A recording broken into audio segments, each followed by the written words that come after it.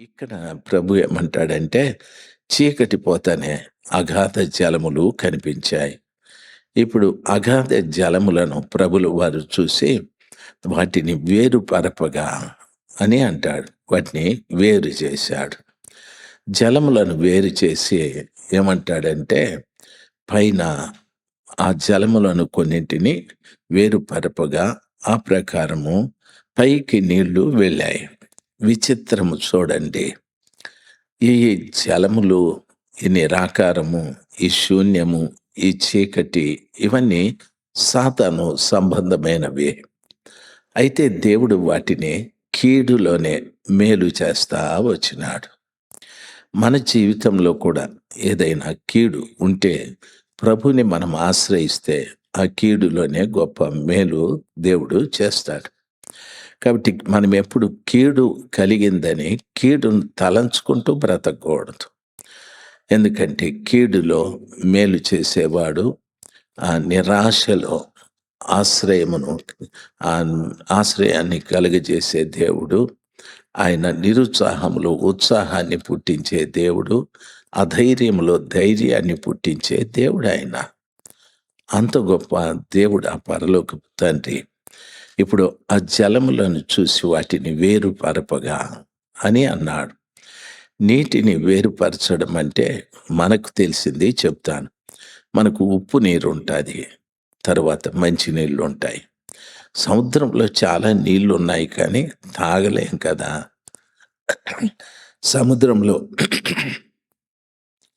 చాలా నీరుంటుంది, వ్యవసాయానికి ఉపయోగం లేదు కదా. అయితే ఆ సముద్రపు నీళ్లు జలచరాలకు ఉపయోగం.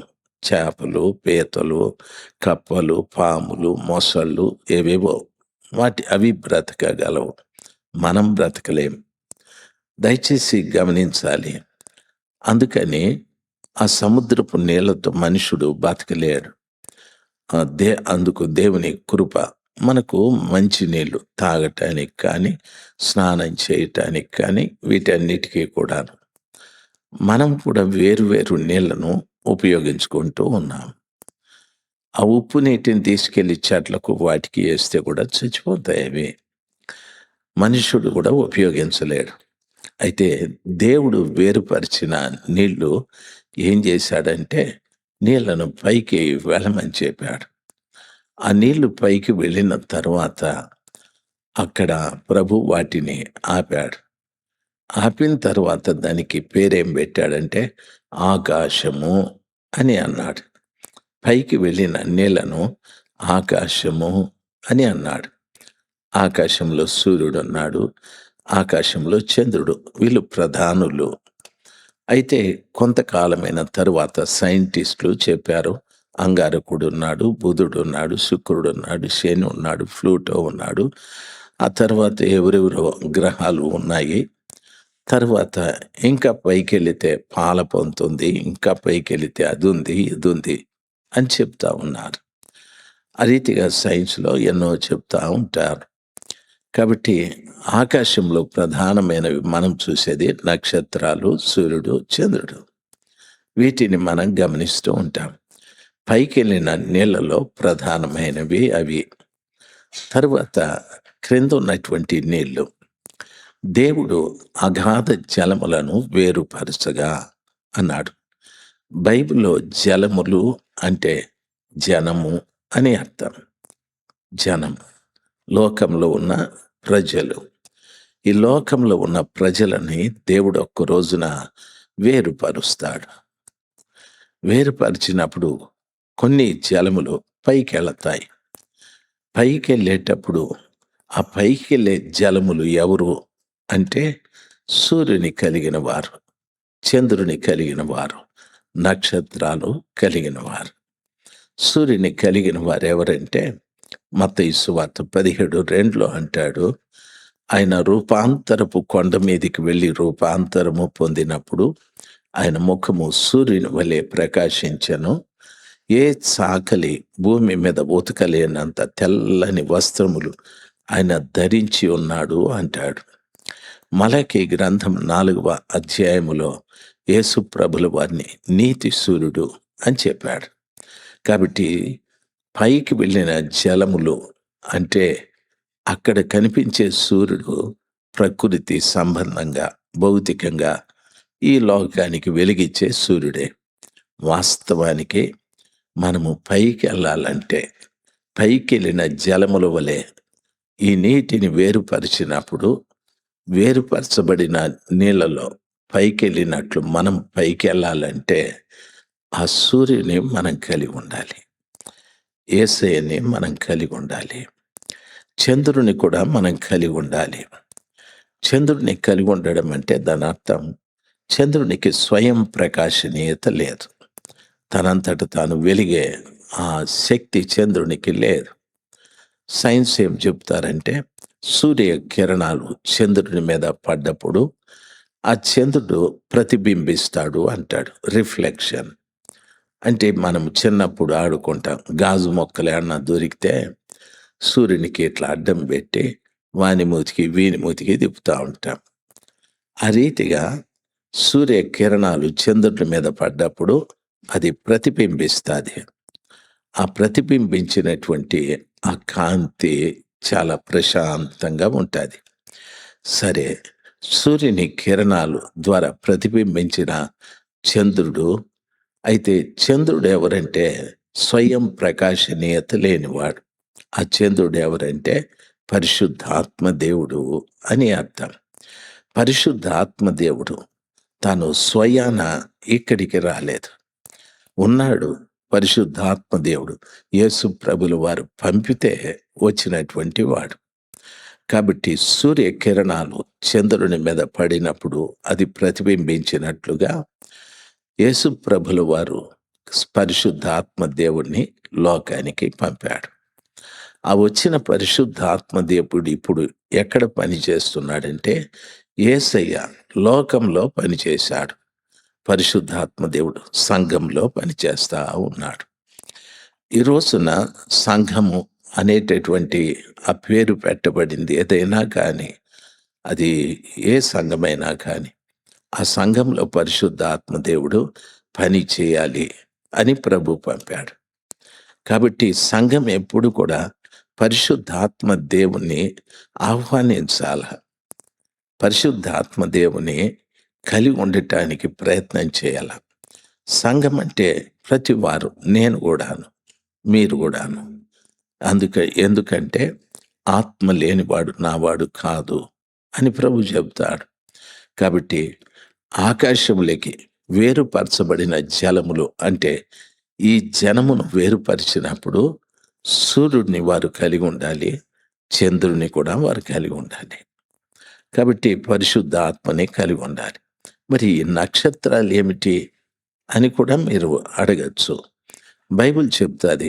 ఏమంటారంటే దానియేలు గ్రంథం 12వ అధ్యాయంలో ఏమంటాడంటే మనము అనేకులకి సువార్త ప్రకటించడం వలన వారు నిత్యము వెలుగు ఆకాశపు జ్యోతుల వలె నక్షత్రాల వలె ఉంటారు అని అంటాడు. ఆయన చెప్పిన పదం ఏమిటంటే జలములను వేరుపరచగా. మీరు కబడ్డీ ఆడేటప్పుడు, ఖోఖో ఆడేటప్పుడు చిన్నప్పుడు ఇద్దరు లీడర్లో నిలబడి వీడు నాకు వాడు నాకు అని వేరుపరుచుకుంటారు. దేవుడు కూడా జలములను వేరుపరిచాడంటే అది అక్షరం. వాస్తవానికి దేవుడు వేరుపరిచేది జనములను, జలములు కాదు జనములను. జనములను వేరుపరిచేటప్పుడు ఆ జనములు సూర్యుని యేసయ్యని కలిగి ఉండాలా, చంద్రుడి పరిశుద్ధాత్మని కలిగి ఉండాలా, వారు నక్షత్రముల వలె ఉండాల, అనేకుల్ని ప్రభు వైపు తిప్పిన వారుగా ఉండాల. ఈ 3 లక్షణాలు కలిగినటువంటి వ్యక్తుల్ని దేవుడు వేరుపరుస్తాడు. మిగిలిన వారు ఇక్కడే ఉండిపోవాల్సి వస్తుంది. సంఘంలో ఈరోజు ఆలోచించాల్సింది, నేను అడిగే చిన్న ప్రశ్న, మీరు పరిశుద్ధాత్మ పొందినారా అని, మీరు యేసయ్యని కలిగి ఉన్నారా అని, మీరు అనేకుల్ని ప్రభు వైపు తిప్పుతున్నారా అని. దేవుని పిల్లలు గమనించాల్సింది, మనలో చాలామంది సువార్త చెప్పం. చాలామంది సువార్త చెప్పం. ఏదో ఆదివారం గుడికి వెళ్ళి కూర్చునేది, వచ్చేది. ఏదో ఇంకొక రోజు గుడికెళ్ళేది, వచ్చేది. మనం బాధ్యత లేనటువంటి వ్యక్తులుగా ఉంటాం. దేవుని పిల్లలు ఎప్పుడు కూడాను ఒక బాధ్యత కలిగి ఉండాలి కానీ, బాధ్యత రహితంగా ఉండకూడదు. బాధ్యత అంటే దానర్థం, నన్ను ప్రభు రక్షించాడు. నేను కూడా అనేకుల్ని రక్షకుని దగ్గరికి నడిపించాలి. సమరయ స్త్రీ బాగుపడింది. అయితే ఆమె చెప్పిన ఒక మాట, ఎవరో ఆమెతో మాట్లాడితే అన్నది, నేను చేసినవన్నీ, నాతో చెప్పినవన్నీ వచ్చి చూడండి. ఆ బావి దగ్గరున్నాడాయన. నేనేమేం చేసినానో అవన్నీ చెప్పినాడాయన. వెళ్ళి చూడండి అని ప్రజల్ని ప్రభు దగ్గరికి నడిపించాది. అంతకు మునుపు ప్రజల్ని తన దగ్గరికి నడిపించుకునేది. ఆమె జీవితం మారేది ప్రజల దగ్గరికి. అందుకే ఆమె పేరు గ్రంథంలో ఉంది. రాహబు వేశ్యే కదా, అయినా వేగుల వారిని తన ఇంట చేర్చుకొని ఆ యెరికో సైన్యం వచ్చినప్పుడు భద్రం చేసేది, వాళ్ళని కాపాడేది. అందుకని ఆ సైన్యం యుద్ధానికి వచ్చినప్పుడు రాహబు కుటుంబీకులందరినీ కూడా ఆమె కాపాడుకొనింది. దేవుని బిడ్డలు మనం, నేను ప్రభువుని నమ్ముకున్నాను, లేకపోతే నేను రక్షించబడ్డాను అని కాదు, కానీ రక్షణ లేని అనేక మందిని ప్రభు దగ్గరికి మనం తీసుకురావాలి. ఈ వాక్యం చదవండి, మీకు అర్థమవుతుంది. దానియేలు 12వ అధ్యాయం 3వ వచనం. బుద్ధిమంతులైతే ఆకాశ మండలములోని జ్యోతులను పోలిన వారై ప్రకాశించెదరు. నీతి మార్గమును అనుసరించి నడుచుకున్నట్లు ఎవరు అనేకులను త్రిప్పుదురో వారు నక్షత్రముల వలె నిరంతరము ప్రకాశిస్తారు. నీతి మార్గమును అనుసరించి నడుచుకున్నట్లు ఎవరు అనేకులను త్రిప్పుదురో అంటాడు. రామరాజ్, వింటా ఉన్నావా? Very good.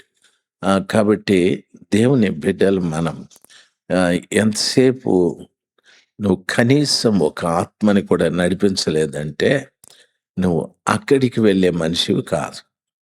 నేను వేరుపరచడు దేవుడు. నువ్వు క్రీస్తుని కలిగి ఉండాలి, పరిశుద్ధాత్మని కలిగి ఉండాలి, నీతి మార్గమును అనుసరించేటట్టుగా అనేకుల్ని నువ్వు తిప్పాలి. అనేకులు నీవు తిప్పాలి. దయచేసి వినాలి ఈ మాట. ఒక కుటుంబంలో సిఎస్ఐకి వెళ్ళే వాళ్ళు కొంతమంది ఉంటారు, పెంతుకోస్తు గుడికి వెళ్ళే వాళ్ళు ఉంటారు, భక్త సింగ్ గుడికి వెళ్ళే వాళ్ళు ఉంటారు. ఎవరు ఇళ్లలో పరలోకానికి పోయేది? ఎవరు బోరు వాళ్ళు? పెంతుకొస్తాడంటే నేను పోతానని ప్రభు అంటాడు, నీతిని అనుసరించున్నట్లు నీ ఇంటోళ్ళను తిప్పలేదు. కాబట్టి నువ్వు ఇక్కడే ఉంటావు, నేను వేరుపరుస్తాను. దేవుడు వేరుపరిచి జలములను పైకి పంపాలంటే సూర్యుడు, చంద్రుడు, నక్షత్రాలు, ఈ 3 నేను కలిగి ఉండాలి. సూర్యుడు యేసు ప్రభులు వారు, చంద్రుడు పరిశుద్ధాత్మ, నక్షత్రం నేను నీతి మార్గము అనుసరించున్నట్లు అనేకుల్ని తిప్పాలి. పాస్టర్లు, దైవ సేవకులు కూడా ఆలోచించాలి. ఆదివారం నాడు మనం బైబిల్ ఎత్తుకొని అని అరిస్తే ప్రయోజనం లేదు. ఎవడు రాడు మందిరానికి అనకూడదు, తిప్పాలి అంటాడు. నీతి మార్గమును అనుసరించి నడుచున్నట్లు మీరు అనేకుల్ని తిప్పాలి. అంటే తిప్పాలంటే తిప్పేవాడు కావాలి కదా. మీకు అర్థం కాల? ఫోటో తీయాలంటే తీసేవాళ్ళు కావాలి కదా. పిఏ సిస్టమ్ పని చేయాలంటే పెట్టేవాళ్ళు కావాలి కదా. కాబట్టి తిప్పేదానికే దేవుడు మనల్ని పెట్టినాడు. తిప్పేవాళ్ళని మనల్ని దేవుడు పెట్టినాడు. మనము ఏదో ఆదివారం ఆఫీసుకు పోయినట్టు పోయి హల్లెలూయా చెప్పండి, హల్లెలూయా, స్తోత్రాలు చెప్పండి, స్తోత్రం, పాట పాడుకుందాం, రండి ఉత్సాహించి పాడుదాము, రాదా? నేను బాత్రూమ్ పోయినా పొద్దున్నే ఎవరో పెండ్లి పాట పాడుతూ ఉన్నారు. నాకు ఈ పెండ్లి పాట తప్ప ఏది రాదంటా ఉండారు. ఆయన ఎవర్రా మహానుభావుడు అని చెప్పి అనుకున్నా. నేను పోనీలే పెళ్లి పాట నవ్వచ్చు మామూడికి. అదేం పాటో పాడుతా ఉంటే, మంగళమే యేసు నాకునని. ఆడు ఆడు పోయిన పనేమి మంగళం పాట పాడు. నాకని ఏం విచిత్రమైనోళ్ళు ఉండారు మా వాళ్ళు.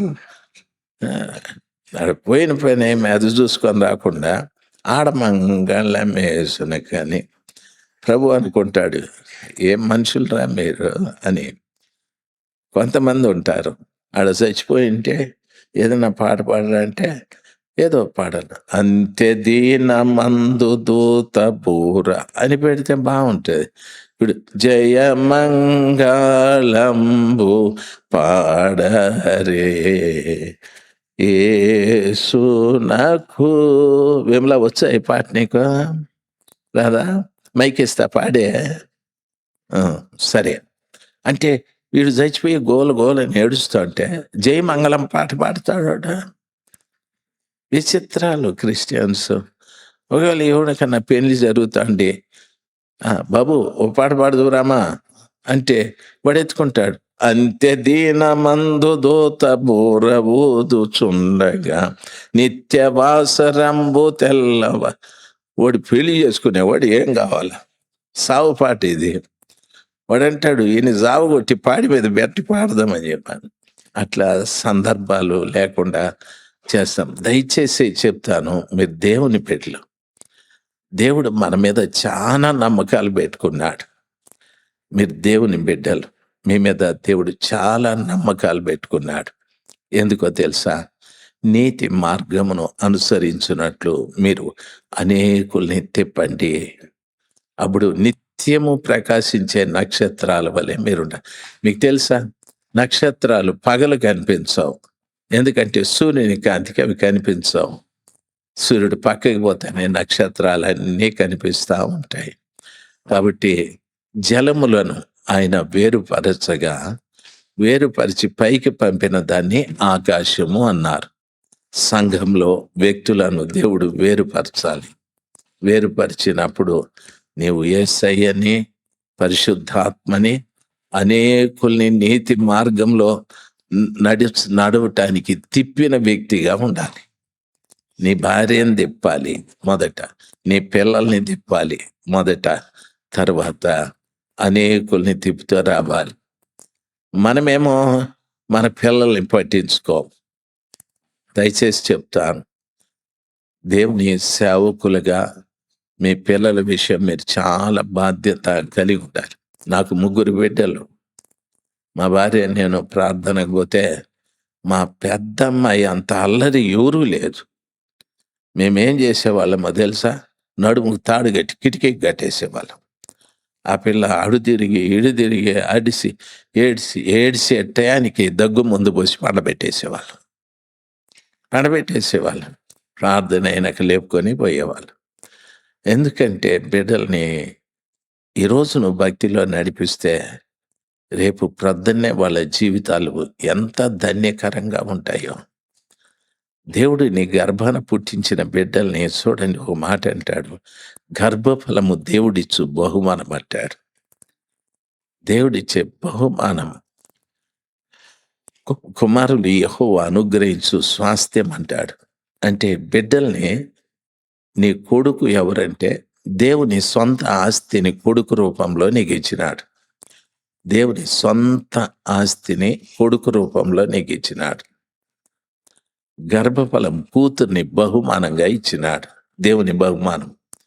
రేపు పొద్దున్నే తల్లి తండ్రిగా మీరు వెళ్ళి నిలబడినప్పుడు ప్రభు అంటాడు, రాజశేఖర్ నీకు 2 బహుమానాలు ఇచ్చింటేనే ఏవి అంటాడు. నా కూతుర్లు ఇద్దరిని నేను ప్రభువు చూపెట్టాలి. నా సొంత ఆస్తి, నా స్వాస్థ్యము నీ ఇంట్లో కొడుకుగా ఇచ్చినాను. ఏడి ఆయన కూడా నేను తీసుకెళ్ళి చూపెట్టాలి. ఎట్లా తెలుసా? వారిని కూడా నీతి మార్గమును అనుసరించున్నటువంటి వారినిగా నేను చేయాలి. నా కొడుక్కి స్కూటర్ కొనేవాళ్ళ, కారు కొనేవాళ్ళ, నా కొడుక్కి డ్రెస్ కొనేవాళ్ళ, మంచిదే, కాదనడం లేదు. అయితే అవన్నీ కొద్ది రోజులు పనిచేస్తాయి. ఒక తల్లిగా, తండ్రిగా నీ బిడ్డల్ని పరలోకం దాకా నడిపించే బాధ్యత మీది. ఒక తల్లిగా, తండ్రిగా పరలోకం వరకు నీ బిడ్డల్ని నడిపించే బాధ్యత మీది. దయచేసి గమనించాల్సింది, ఆ పని నువ్వు చెయ్యకపోతే జలములను వేరుపరిచినప్పుడు నువ్విక్కడే ఉండాల్సి ఉంటది. ఎందుకు? నేను యేసుప్రభువుని కలిగి ఉన్నాను. పరిశుద్ధాత్మని కలిగి ఉన్నాను. Very good. నువ్వు నక్షత్రం కాదే. నీతి మార్గంలో అనేకములు నన్ను అనుసరించున్నట్లుగా నువ్వు తిప్పలేదే. నీ కుటుంబాన్ని తిప్పలేదు. నీ భార్యని తిప్పలేదు. మీ భర్తని తిప్పలేదు. మీ పిల్లల్ని తిప్పలేదు. నువ్విక్కడే ఉంటావు. నువ్విక్కడే ఉంటావు. దేవుడంటాడు, జలములను వేరుపరచగా. Praise the lord. యేసు ప్రభు రాకడ గురించి మనం ఎక్కడో కాదు, ఇక్కడే వివరంగా దేవుడు చెప్తాడు. కాబట్టి ఈరోజు సంఘంగా, ఒకవేళ కాపరిగా నువ్వు చేయాల్సింది, నేను యేసయ్యని కలిగి ఉండాలి, నా భార్య కూడా. నేను పరిశుద్ధాత్మని పొందాలి, నా భార్య కూడా. నా పిల్లలు కూడా. నేను అనేకుల్ని నీతి మార్గంలో నడిపించేటట్లు తిప్పాలి. నా భార్యను తిప్పాలి, నా పిల్లల్ని తిప్పాలి. మనలో యేసు ప్రభు లేకపోతే, మనలో పరిశుద్ధాత్మ లేకపోతే వాళ్ళు తిరగరు. ఆ భార్య తిరగదు, ఆ పిల్లలు తిరగరు, వ్యతిరేకిస్తారు, లోబడరు మీకు, భయపడరు మీకు, వ్యతిరేకిస్తారు. జీవితంలో చాలా నష్టపోతావు. నువ్వు నష్టపోయేదే కాదు, దేవుని పనిని నష్టం చేసినోడైతావు. అందుకే యాకోబు అంటాడు, మీలో అనేకులు బోధకులు కాకుండుడి, ఎందుకంటే రెండింతల శిక్ష మీకుంటది అన్నాడు. ఈ రెండింతల శిక్ష, ఒకవేళ నువ్వు అనేకుల్ని నీతి మార్గం అనుసరించి నడుచుకునేటట్టు తిప్పకపోతే, ప్రభు అంటాడు, ఆ స్థలంలో నేను ఇంకోడిని పెట్టి ఉండేవాడిని. అనవసరంగా అక్కడ కూర్చొని నా పని నువ్వు పాడు చేశావు. కాబట్టి దానికో శిక్ష, తిప్పనందుకో శిక్ష. దయచేసి భయం కలిగి, బాధ్యత కలిగి జీవించాలి. ఎంతకాలం బ్రతుకుతామో తెలియదు. ఎంతకాలం బ్రతికినా ఆ కృపగల దేవుని పాదాల చెంత ఈ వాక్యంలో చెప్పబడినట్లు దేవుడు ఒక్కరోజు రాబోతున్నాడు, జలములను వేరుపరుచున్నట్లు. ఎవరు యేసయ్యని, ఎవరు పరిశుద్ధాత్మని, ఎవరు నీతి మార్గంలో అనుసరించున్నట్లు, నడుచున్నట్లు అనేకుల్ని తిప్పుతారో వాళ్ళని వేరుపరుస్తాడు ఆయన. వాళ్ళు పైకి వెళ్ళిపోతారు, లేని వాళ్ళు ఇక్కడే ఉంటారు. ఎవరో మీకు పరలోకానికి నువ్వు పోతావు చెప్పాల్సిన పని లేదు. ఎవరంతకు వాళ్ళకే తెలిసిపోతుంది ఈ వాక్యాలు వింటే. కాబట్టి నువ్వు వెళతావా లేదా అనేది నీకు తెలుసు. ఒకవేళ ఇంతవరకు ఆ పని చేయలేదంటే, కనీసం ఈ రోజు నుండి నేను ఒక తీర్మానం చేసుకుందాం. కళ్ళు మూసుకుందాం. ఒక తీర్మానం చేసుకొని మహిమగల దేవుని పాదాల చెంత మొరపెడదాం. ప్రభువా, నన్ను ఏదెనులోకి తీసుకొని వచ్చారు, అందుకు స్తోత్రాలు. ఏదెనులో నేను నీతి సూర్యుడైన మిమ్మల్ని కలిగి జీవించాలి, పరిశుద్ధాత్మని కలిగి జీవించాలి. నక్షత్రంలాగా కూడా నిత్యము ప్రకాశించే నక్షత్రంలాగా నేను మారాలి. అనేకుల్ని ప్రభా, మనము చాలామంది అంటాం, యేసు ప్రభుని నమ్ముకో నీ రోగం పోతుంది, నీ దయ్యం పోతుంది. యేసు ప్రభుని నమ్ముకో నీ అప్పులు తీరుతాయి, నీకు పిల్లలు పుడతారు, నీకు పెళ్ళిళ్ళు అవుతాయని. దయచేసి అవి చెప్పద్దండి.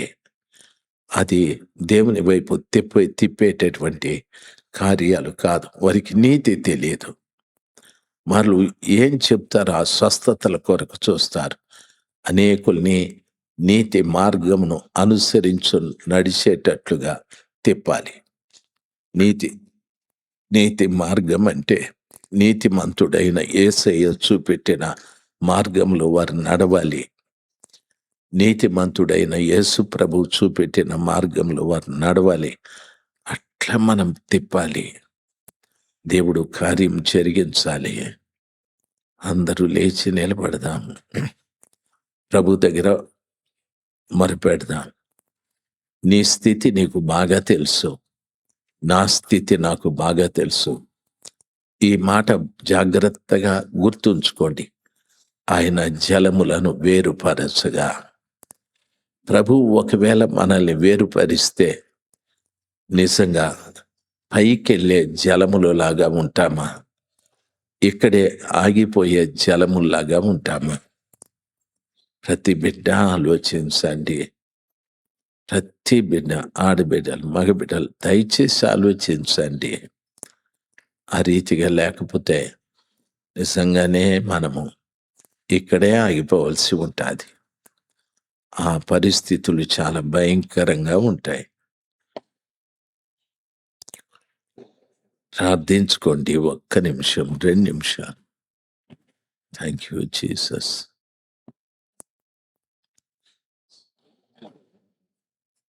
ఒకవేళ ఇంతవరకు ఎవరిని కూడా నీతి మార్గమును అనుసరించున్నట్లు నువ్వు తిప్పి ఉండకపోతే ఈ రోజైనా అడుగు దేవుణ్ణి. ఒకవేళ యేసయ్యని ఇంకా కలిగి లేకపోతే ప్రభువుని కలిగి జీవించేటట్టు అడుగు. ఒకవేళ పరిశుద్ధాత్మని పొంది ఉండకపోతే దయచేసి అడుగు, ప్రభా ఇవన్నీ నాలో లోపముంది. జలములను వేరుపరిచినప్పుడు పైకి వెళ్ళే జలము ఆకాశముగా, పైకి వెళ్ళే జలములు కాకుండా ఇక్కడే ఆగిపోయే జీవితం లాగా ఉంది నాది.